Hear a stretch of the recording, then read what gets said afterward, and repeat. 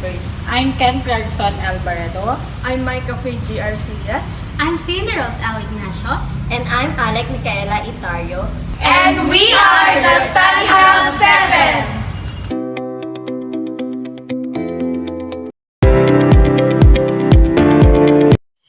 Detailed Lesson Plan. A detailed lesson plan, or DLP, is a comprehensive outline that guides teacher through the teaching process for a specific lesson. It includes detailed objectives, instructional strategies, materials needed, assessment methods, and a timeline for each part of the lesson. So DLP help teachers maintain focus, ensure alignment with curriculum standards, facilitate effective instructions, and enable assessment of student learning. They are essential tools for promoting structured and engaging classroom experiences while supporting teachers' professional development through reflection and refinement of teaching practices.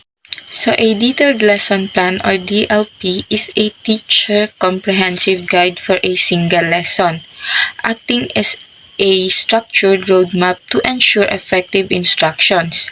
It details learning objectives, clearly stating what students should achieve, and outlines the instructional strategies employed to reach those objectives, such as lectures, discussions, or hands-on activities.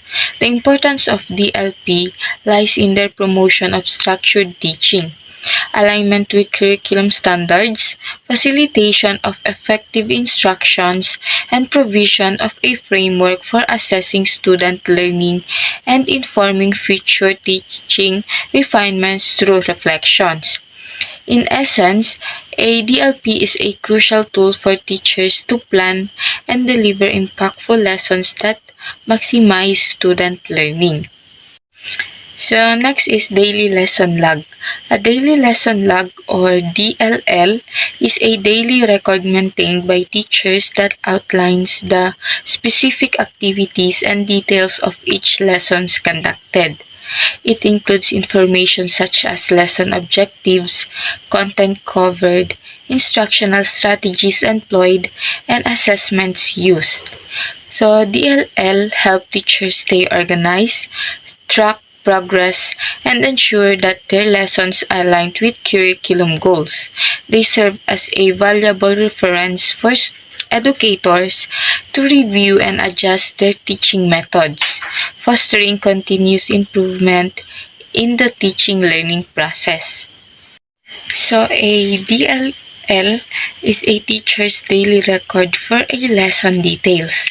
It's a concise summary outlining the lesson's objectives, the content covered, the teaching method used, and the assessment strategies implemented. The DLL help teachers stay organized, monitor their teaching progress, and ensure lessons align with curriculum standards. It serves as a valuable tool for reviewing and refining teaching practices, promoting continuous improvement in the teaching and learning process. Essentially, it's a practical record-keeping system that supports effective and consistent classroom instructions. So the difference between a detailed lesson plan, or DLP, and a daily lesson log, or DLL, is DLP. This is a pre-teaching document. It's a comprehensive, detailed outline created before a lesson is taught. It meticulously plans every aspect of the lessons, including learning objectives, teaching strategies, materials, assessment methods, and a detailed timeline. Think of it as a blueprint for the lesson. So while the DLL, this is a post-teaching document, or a record of what actually happened during the lesson. It's a concise summary of the lesson's key elements, recording what was taught, how it was taught, and how student learning was assessed. It's a record of the lesson's implementation, not a detailed plan. So good day everyone. My name is Ken Carson Alvarado from Study Hub number 7, and I will discuss to you my part on the topic 5, the learner-centered lesson plan. So my assigned topic is the letter B, which is the parts of the learner-centered lesson plan. So we have number 1, the learning objectives. So these show what students should be able to do or understand by the end of the lesson. So here in the learning objectives, so are the expected learnings that the student that will learn. So we have number 2, learner profile and needs. So this tells about the student's background, what they already know, how they learn best, and what help they need. So in the learner profile and needs, so this is where the teacher can identify what the kind of learning materials or learning style that the child needs. So number 3, the content subject matter. So this is the main topic or skill that the lesson will focus on. So here's in number 3, the content or the subject matter. Here is the main topic of the lesson plan. So we have number 4, instructional strategies and learning activities. So these are the fun and helpful tasks that let students learn by doing, thinking, and working together. So here in number 4, so this where the fun or the activities goes. This is the part of you can put an activity that they can enjoy and learn more. So number 5, the materials and resources. So these are the things that the teacher, students need to use in the lessons, like books, videos, or tools. So here in number 5, the materials and resources, these are the things the teacher and student. So especially in teaching, there's so many resources that can be used in the lesson, like the books, video, or tools.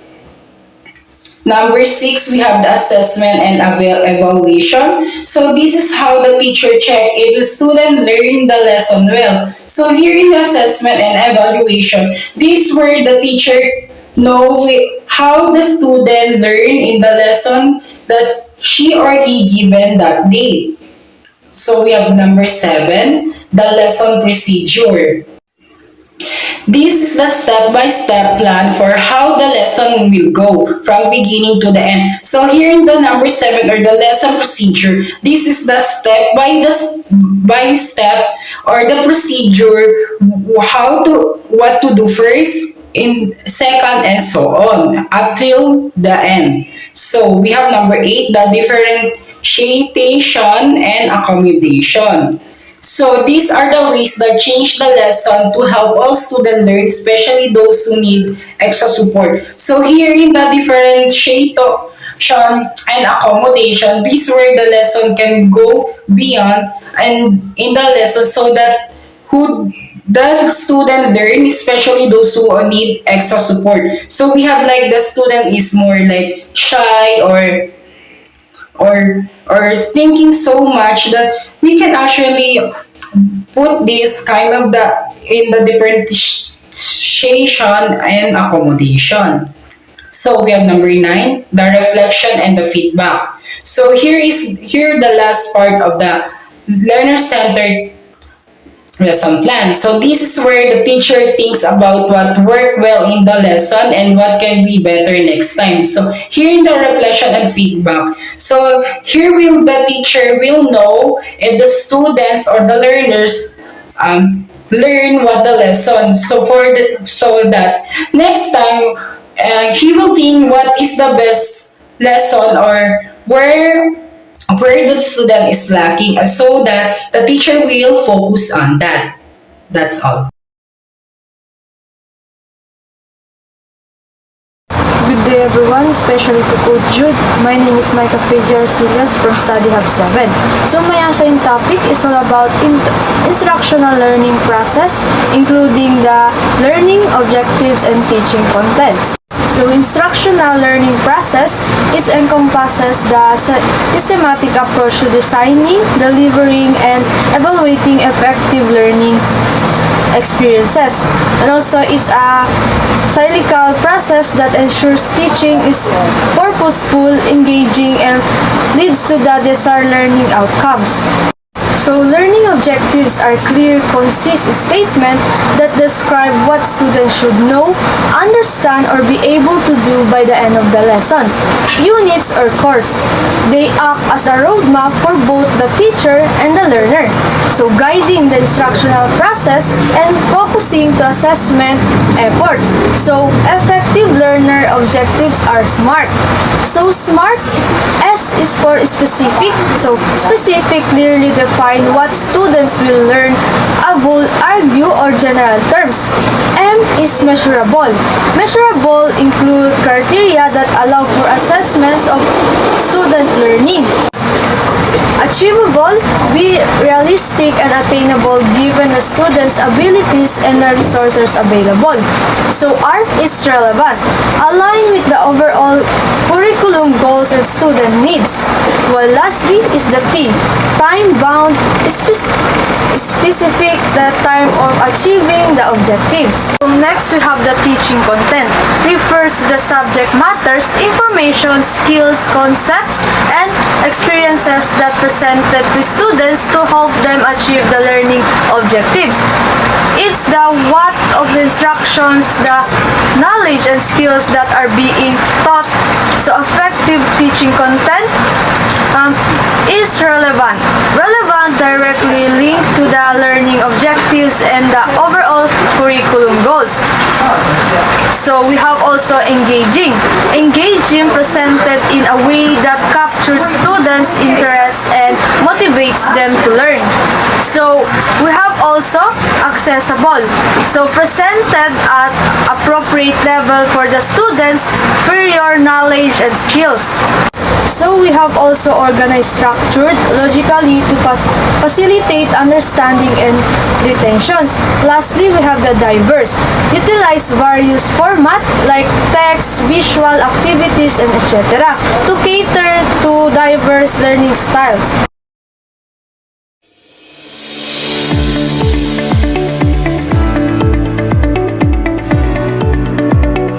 So good day everyone, it's Senior Rose L. Ignacio from Vitolad HU 1A, Study Hub number 7. So today, we are going to explore a powerful framework for crafting engaging and effective lesson, which is the 3-act lesson plan. Think of it as a play with 3 distinct acts: the pre-planning, the implementation, and evaluation. So when we say pre-planning, this is where we lay the foundation for a successful lesson. It's like building a house. You will not start constructing walls without a solid blueprint, right? So first, we need to understand our audience. Who are our students? What are their learning styles, existing knowledge, and any special needs? Always remember this. Tailoring our lesson to their needs is very crucial. Next, we define clear, measurable learning objectives. Instead of saying learn about photosynthesis, we say students will be able to explain the process of photosynthesis and identify its key components. Notice the action verbs. They are the key to making objectives achievable. Now, we select relevant content, the story of our play, and gather our resources, the props and costumes, textbook, videos, online tools, whatever helps students understand the topic. How will we bring the content to life? Lectures alone aren't enough.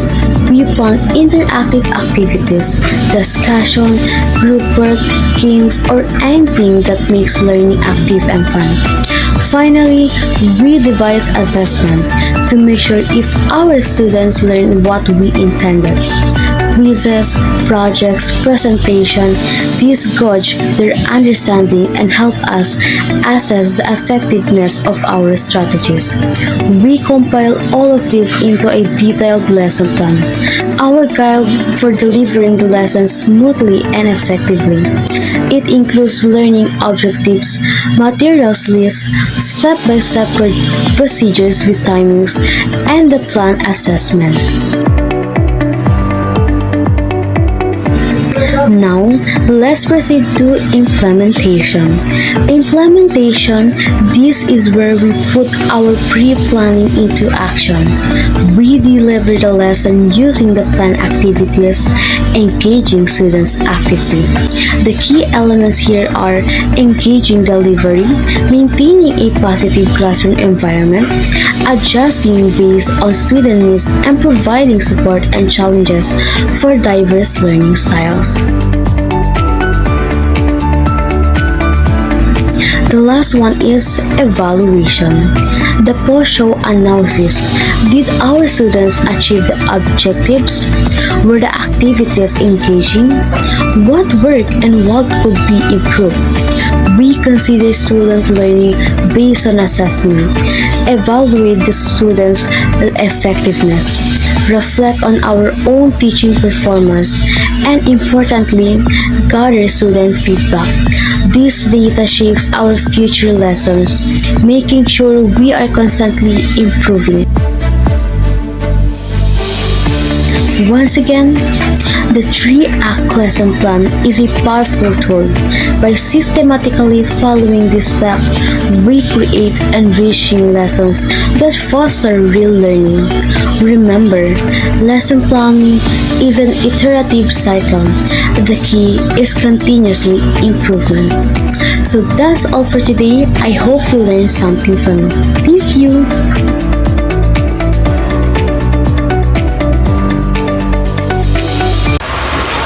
Everyone, today we're diving into two powerful teaching strategies, lesson chunking and micro-teaching basics. So let's start with chunking. Okay, so lesson chunking isn't just about breaking down text. It's about managing cognitive load. So our brains have limited working memory. So think of it like a mental RAM. So when we try to process too much information at once, our mental RAM overflows, leading to confusion and poor retention. Chunking strategically divides information into smaller, manageable units that fit comfortably within our working memory. This allows for better processing, understanding, and ultimately better recall. It's like optimizing your computer's performance by running smaller programs instead of one huge resource-intensive one. Next is micro-teaching. Micro-teaching isn't just about teaching a mini lesson. It's about targeted skill development. It's a powerful tool for honing specific teaching techniques like questioning strategies, classroom management, and explaining complex concepts. So instead of focusing on teaching an entire unit, you isolate a specific skill and practice it repeatedly in a controlled environment. This allows for focused feedback and refinement, leading to significant improvement in your overall teaching effectiveness. It's like practicing scales on a musical instruments before playing a full concert. Next is connecting chunking and micro-teaching. Chunking and micro-teaching are powerful when used together. In a micro-teaching session, you might choose a small, manageable chunk of a larger lesson to focus on. This allows for a more focused and effective demonstration of your teaching skills. So, by breaking down the lesson into smaller, digestible chunks, you can better control the pace, ensure student understanding, and provide more targeted feedback within limited time frame of micro-teaching session. It's a synergistic approach that maximizes learning and skill development. So in conclusion of all the reporters have discussed is that effective teaching hinges on thorough planning, execution, and reflection through tools like detailed lesson plans and daily lesson logs. These resources foster structured, learner-centered environments that engage students and accommodate diverse needs. Understanding students' backgrounds aids in setting clear objectives and designing relevant activities. Flexibility during implementation and ongoing evaluation enhance teaching effectiveness. Techniques such as chunking simplify complex information, promoting better retention. By integrating structured planning and innovative strategies, educators can create dynamic learning experiences that support students' growth and achievements.